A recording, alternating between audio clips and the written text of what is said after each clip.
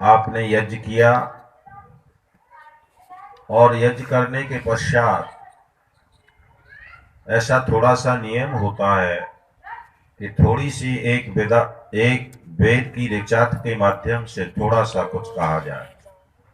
उसी श्रृंखला में कल मैंने थोड़ी सी चर्चा सामवेद के सूत्र से आपके सामने की थी और उसमें बताने का प्रयास किया था कि यज्ञ क्या है, हमारा जीवन कैसे सफल हो सकता है, हमारे जीवन का उद्देश्य क्या है। और उसके साथ साथ ये बताया था कि यज्ञ ये जो आप करते हैं ये भौतिक यज्ञ है और इस भौतिक यज्ञ के माध्यम से हम कुछ सीखते हैं। इसकी एक एक प्रक्रिया हमसे कुछ कहती है और हम अगर उन सारी क्रियाओं का अर्थ समझ लेते हैं तो निश्चित है कि उसे हम अपने जीवन में ला सकते हैं। तो मैंने कल बहुत मोटे तौर पर संक्षिप्त रूप में ये बताया था कि हम अपने अंदर से संकीर्णताओं को, विषमताओं को हटाएं। माँ प्रगाम पथो वयम माँ यज्ञा इंद्र सोमना मानता स्त्रनो अरायत, इस वेद की सूक्ति के द्वारा मैंने आपको बताने का प्रयास किया था। उसी श्रृंखला में मैं आगे चलता हूँ, थोड़ा सा मैं आपको चर्चा करता हूँ। मैं अपनी बात को यहाँ से उद्दालक ऋषि के यहाँ से बढ़ाना चाहता हूँ। उद्दालक ऋषि का नाम शायद आपने सुना होगा। उद्दालक ऋषि अपने कुटिया में बैठे हुए हैं, प्रातः काल का समय है और प्रातः काल के समय में जैसे ही उद्दालक ऋषि अपनी दिनचर्या से निवृत्त होते हैं तो वो देखते हैं कि उनकी कुटी के सामने से बहुत से नर नारियों का समूह उमड़ करके एक दिशा की ओर जा रहा है। उद्दालक ऋषि की नजर जब उन नर नारियों के समूह पर पड़ती है तो वो एक आश्चर्य के साथ उठते हैं और उठकर के उस समूह की ओर जाते हैं और जाकर के उनमें से एक व्यक्ति को बुलाकर के पूछते हैं कि भाई आप सब लोग इधर कहाँ जा रहे हैं। वह व्यक्ति आश्चर्य कहता है भगवान आपको नहीं पता। उद्दालक ऋषि कहते हैं कि मुझे नहीं पता। कि आपको पता होना चाहिए कि महाराजा जनक जो हैं एक बहुत बड़ा यज्ञ कर रहे हैं। उस यज्ञ का नाम है विश्वजित यज्ञ। पहले प्राचीन समय में बहुत बड़े बड़े यज्ञ किए जाते थे। उसी श्रृंखला में महाराजा जनक जो एक यज्ञ कर रहे हैं और उसमें सारे विद्वानों को आमंत्रित किया गया है। क्या आपको आमंत्रित नहीं किया है? उद्दालक ऋषि शांत हो जाते हैं और शांत होकर के अपनी कोठी में वापस आ जाते हैं और वापस आने के पश्चात वो सोचते हैं, विचार करते हैं कि महाराजा जनक इतना बड़ा यज्ञ कर रहे हैं और मुझको निमंत्रण तक नहीं दिया गया, मुझे उस यज्ञ में चलना चाहिए कि नहीं। विचारों का उथल पुथल हो रहा है, सोच रहे हैं और सोचने के पश्चात उद्दालक ऋषि यह निर्णय पर पहुंचते हैं कि मुझे चलना चाहिए। और उद्दालक ऋषि अपनी कुटी से बाहर जनक जहां पर यज्ञ कर रहे थे उस दिशा में चल दिए। चलते चलते वो वहां पर पहुंच गए जहां पर महाराजा जनक जो एक बहुत बड़ा यज्ञ कर रहे थे। बहुत सुंदर भव्य यज्ञशाला पंडाल बना हुआ था, जैसे आप लोगों का बना है वो और विशालता में था। वहां पर एक से एक बड़ा विद्वान बैठा हुआ था और यज्ञ प्रारंभ होने ही वाला था। उद्दालक ऋषि वहां पर प्रवेश करते हैं। महाराजा जनक को पता लगता है कि उद्दालक ऋषि आए। वो दौड़े दौड़े जाते हैं, जैसे अभी कहा जा रहा था कि यहाँ पर विद्वानों का, अतिथियों का बड़ा सम्मान होता था। उद्दालक ऋषि के पास गए, चरण वंदना की, हाथ जोड़ करके विनम्र प्रार्थना की और उन्हें आसन पर ले गए। और जैसे ही वो मंच पर, आसन पर उद्दालक ऋषि बैठते हैं बंधुओं, तो वहां पर उद्दालक ऋषि यज्ञ करने से पहले एक बात कहते हैं।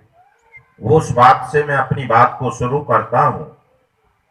और उद्दालक ऋषि महाराजा जनक से कहते हैं कि आपने इस यज्ञ को किया है, यज्ञ का प्रारंभ कर रहे हैं, बहुत बड़ा यज्ञ कर रहे हैं, एक से एक विद्वान यहाँ पर बैठा हुआ है। मैं आपसे यह जानना चाहता हूं कि इस यज्ञ का ब्रह्मा कौन है? और ब्रह्मा इस यज्ञ का कौन होता है जी? ब्रह्मा वही होता है जो विद्वान होता है, जो सदाचारी होता है, जो नैतिकता से युक्त होता है, जिसके आचरण में और वाणी में, अंतःकरण में कोई अंतर नहीं होता है। उद्दालक ऋषि ने यह प्रश्न किया तो महाराज जनक ने कहा कि इस यज्ञ के ब्रह्मा आप ही तो होंगे। तो उद्दालक को थोड़ा सा क्रोध आता है और पूछते हैं, कहते हैं कि नहीं, जब आपने मुझे निमंत्रण तक नहीं दिया तो मैं इस यज्ञ का ब्रह्मा कैसे हो सकता हूं। उद्दालक ऋषि पुनः कहते हैं कि जनक, इस यज्ञ का ब्रह्मा आज वही होगा जो मेरे प्रश्नों का उत्तर देगा। जरा ध्यान देना यही इस बात पर। उद्दालक ऋषि ने पूरी सभा में जो जहां पर एक से एक विद्वान बैठा हुआ था, वह कहते हैं कि इस यज्ञ का ब्रह्मा वही होगा जो मेरे प्रश्नों का उत्तर देगा। तो सारी सभा सन्नाटा ले गई और उद्दालक ऋषि ने वहां बहुत से प्रश्न किए हैं। जब आप शतपथ ब्राह्मण पढ़ेंगे तो वहां उसे पाएंगे, परंतु मैं थोड़ा संक्षिप्त में 2-3 बात कहकर के अपनी बात को विराम की ओर ले जाऊंगा। वहां पर उद्दालक ऋषि बहुत प्रश्न करते हैं, परंतु उसमें मुख्य रूप से जो मैं बात आपसे कहना चाहता हूं, वहां पर उद्दालक ऋषि ने सबसे पहला प्रश्न किया कि हे विद्वानों, मैं आपसे यह जानना चाहता हूं कि इस यज्ञ की आत्मा क्या है। जो आप यज्ञ करने जा रहे हैं, जो यज्ञ होगा, इस यज्ञ की आत्मा क्या है। और दूसरा प्रश्न उद्दालक ऋषि करते हैं कि ये जो आप यज्ञ कर रहे हैं, इस यज्ञ का प्राण क्या है। और तीसरा प्रश्न करते हैं कि इस यज्ञ का लाभ क्या है। ये यज्ञ जो आप कर रहे हैं, इसका लाभ क्या होगा। 3 प्रश्न आपके सामने मैं थोड़ा सा चिंतन करूंगा, आपको चिंतन दूंगा। सबसे पहला उद्दालक ऋषि ने ये प्रश्न कर डाले तो सारी सभा शांत हो गई, सन्नाटा ले गई, कोई प्रश्न का उत्तर देने के लिए तैयार नहीं हुआ। जब कोई विद्वान नहीं खड़ा हुआ, किसी ने कोई उत्तर नहीं दिया, तो महाराजा जनक ने सोचा कि मेरा तो यज्ञ ही जो है बेकार होने जा रहा है। जब यज्ञ का ब्रह्मा नहीं होगा तो यज्ञ कैसे संपन्न होगा। महाराजा जनक ने जो है उद्दालक ऋषि के चरणों में अपना मस्तिष्क रख दिया, विनम्र प्रार्थना की और अपनी गलती को स्वीकार किया और ये कहा कि आपके प्रश्नों का कोई उत्तर नहीं दे पा रहा है, भगवान आप ही मेरे यज्ञ के ब्रह्मा पद को स्वीकार कीजिए। तो वहां पर उद्दालक ऋषि ने स्वयं अपने प्रश्नों का उत्तर दिया है। वो चीज मैं आपके सामने देना चाह रहा हूं। सबसे पहला प्रश्न, किस यज्ञ का आत्मा क्या है। आप लोग थोड़े से हैं, बहुत हैं, आप याज्ञिक हैं, यज्ञ करने वाले हैं, तो आप पहले ये समझें कि यज्ञ की आत्मा क्या है। पहले आप ये जानें कि आत्मा क्या है। आत्मा आपके अंदर है। अभी कहा जा रहा था कि शरीर जलता है, शरीर मरता है, पर आत्मा नहीं मरता है। इस बात को तो आप सब लोग शायद जानते होंगे कि आत्मा क्या है। अच्छा, मोटे तौर पर मैं आपको बताऊं, आत्मा किसे कहते हैं। अगर आपसे कोई जानना चाहता है तो आप अनुभव किया करो कि ये जो बोलता है, मैं बोल रहा हूं, बोलता कौन है।